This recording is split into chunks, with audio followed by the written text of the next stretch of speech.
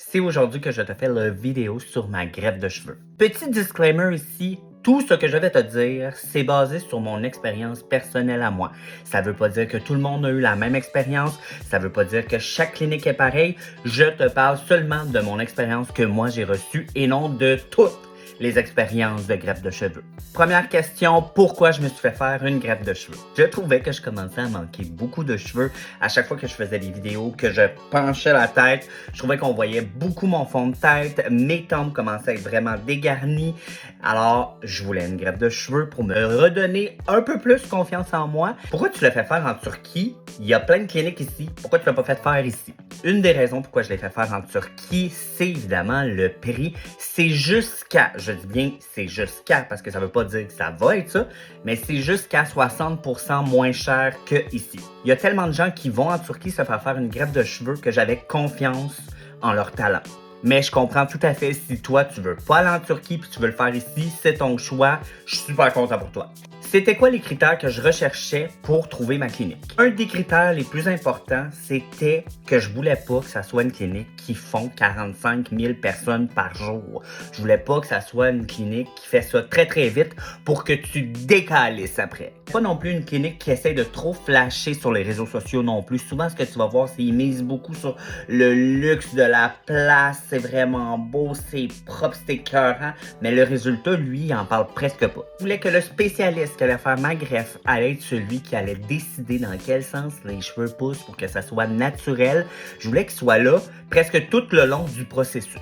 Évidemment, je voulais un résultat, alors je suis allé aussi avec une clinique que les photos que je voyais, j'étais comme « Wow, si ça fait ça sur moi, moi être bien content ». C'était quoi les étapes entre ici et la Turquie pour booker ma greffe de cheveux? Ben évidemment, c'est de trouver ta clinique, mais une fois que tu trouves ta clinique, on a fait des appels WhatsApp avec la coordonnatrice de la clinique là-bas, qui a vraiment pris le temps de tout nous expliquer le processus, le prix, les résultats futurs à attendre. Si elle te pose plein de questions sur ta santé et gagne ne mentez pas parce que quand tu t'en vas en Turquie, et que c'est la journée de ta greffe, ils font des prises de sang, ils font des tests.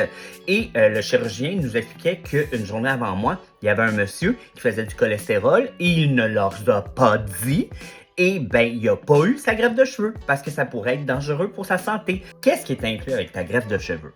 Une fois que tu as décidé de faire la greffe avec la clinique que tu auras choisie, moi, dans mon cas, ce qui était inclus, c'était la greffe, l'hôtel. À l'hôtel où on était, tu avais aussi le petit déjeuner d'inclus, mais ça veut pas dire que c'est de même partout. Et tes déplacements en auto quand tu arrives en Turquie.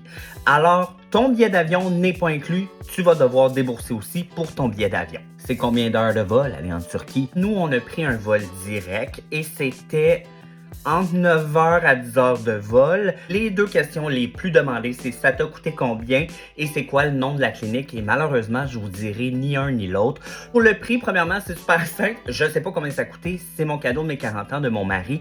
Mais sache que la coordonnatrice nous a bien expliqué que chaque personne, le prix est différent parce que on n'a pas tous besoin de la même quantité de greffons. Toi, peut-être que c'est pas le même endroit que moi que tu as besoin de te faire une greffe. Si tu as peut-être des problèmes de santé que moi j'ai pas. Tout ça joue sur combien ça va te coûter. Je peux pas te dire combien ça coûte. La seule chose que je peux te dire, c'est comme j'ai dit, c'est jusqu'à 60% moins cher que ici.